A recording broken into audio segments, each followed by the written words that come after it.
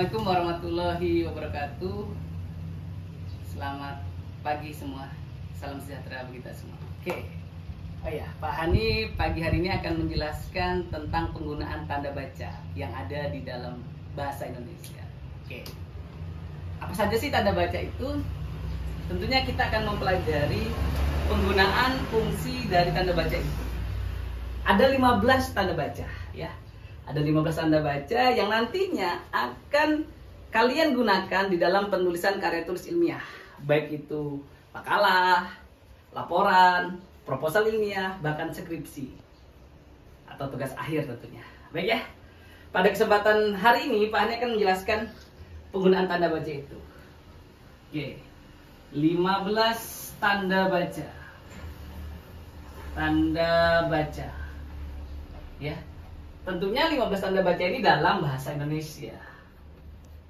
Bahasa Indonesia. Nah, adik-adik mahasiswa atau pelajar dimanapun kalian berada, ada 15 tanda baca yang harus kita ketahui kegunaan atau fungsinya saat ini. Oke, yang pertama yaitu tanda baca titik. Tanda baca titik. Oke. Tanda baca titik memiliki simbol seperti ini. Tanda baca seperti ini, titik. Ya. Gunanya tentunya untuk mengakhiri sebuah kalimat. Ketika kalimat itu berhenti harus diberikan tanda baca titik. Asal kalimat bukan kalimat perintah atau kalimat tanya tentunya ya. Baik, yang kedua ialah tanda baca koma. Nah, koma. Tanda baca koma seperti ini adik. Nah, koma, oke. Berikutnya, tanda baca koma digunakan untuk apa?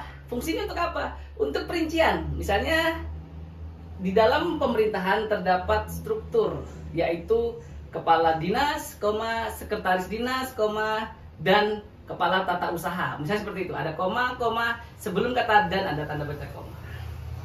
Oke, yang ketiga tanda baca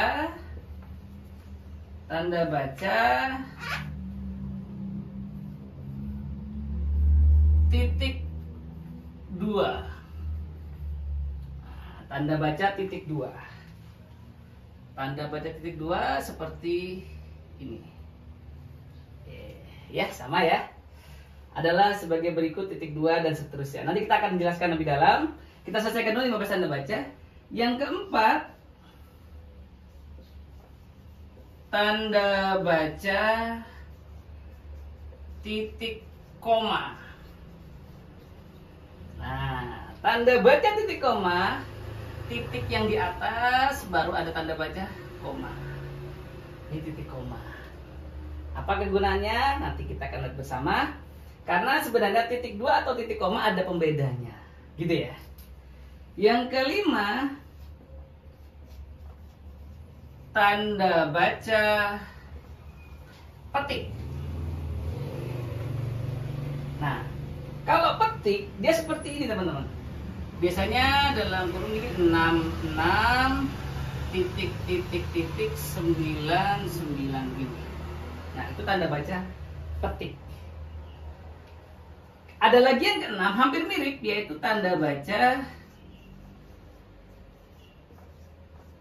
petik tunggal. Petik tunggal. Nah, tanda baca petik tunggal, dia hanya satu teman-teman. 6 baru 9. Nah, itu bedanya ya. Jadi kalau petik saja dia ada 2, semacam 6 begini baru 9. Kalau petik tunggal hanya 1.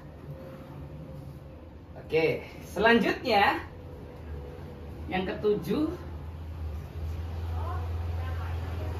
tanda baca apostrof. Apostrof atau penyingkat. Biasanya dia hanya 1. Nah, ada di atas segitu 1. Di nama biasanya ya, mutmainnah gitu ya, ada apostrofnya. penyingkat atau apostrof, tapi yang benar apostrof. Yang kedelapan, tanda baca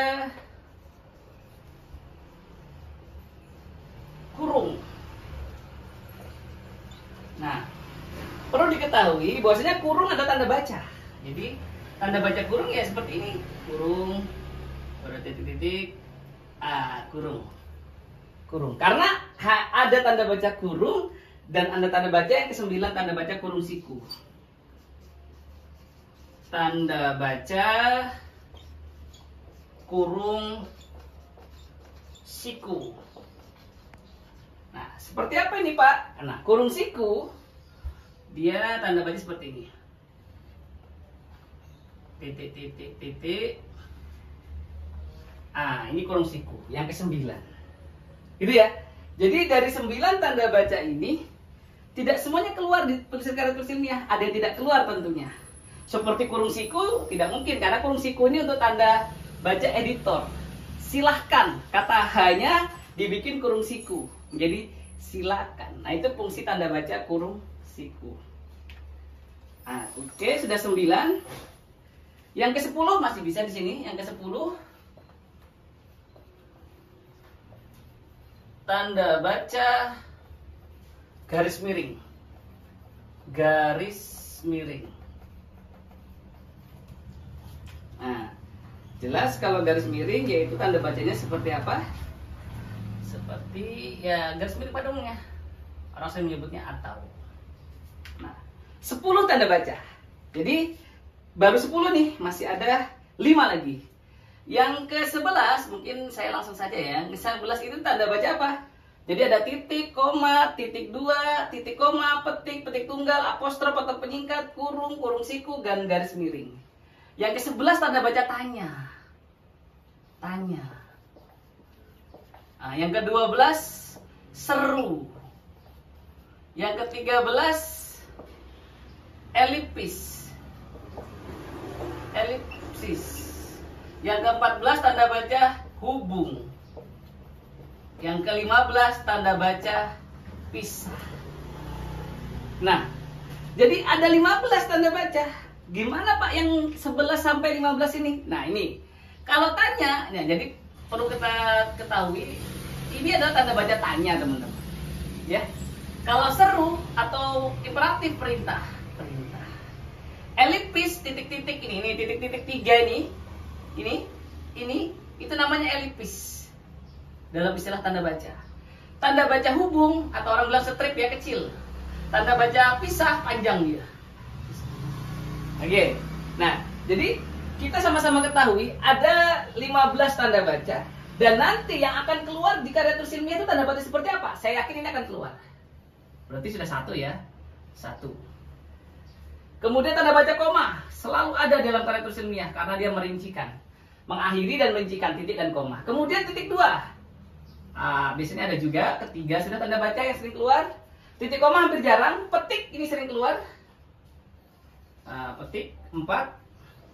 Petik tunggal jarang. Kebanyakan petik saja ya. Jadi petik tunggal ada di dalam petik seperti itu. Apostrof jarang sekali. Kurung bisa kurung. Berarti 5. Kurung siku tidak pernah keluar. Garis miring keluar 6. Oke, 6 tanda baca sudah. Tanda baca tanya keluar untuk rumusan masalah 7. Tanda baca seru tidak pernah keluar atau jarang sekali keluar 7. Dan elipis sama pisah juga jarang. Hubung yang mungkin keluar 8. Jadi dari 15 tanda baca kurang lebih 8 tanda baca yang akan keluar, yang ada di karya tulis ilmiah. Nah, jadi adik-adik mahasiswa dimanapun Anda berada, dari 8 tanda baca inilah yang harus kalian benar-benar kuasai fungsi dan kegunaannya. Saya ulang kembali, yaitu tanda baca titik, tanda baca koma, tanda baca petik, tanda baca kurung, tanda baca garis miring atau garing, tanda baca tanya, dan yang ke-8 yaitu tanda baca hubung. Baik, Dari 15 tanda baca ini sekiranya kalian harus tahu manfaat dan kegunaannya agar karya tulis ilmiah kalian benar-benar relevan sesuai dengan kaidah penulisannya, ejaan yang disempurnakan edisi kelima, dan Kamus Besar Bahasa Indonesia yang sudah diperbarui. Oke? Tetap dukung channel itu Bapak, jangan lupa like, comment, and subscribe. Dadah!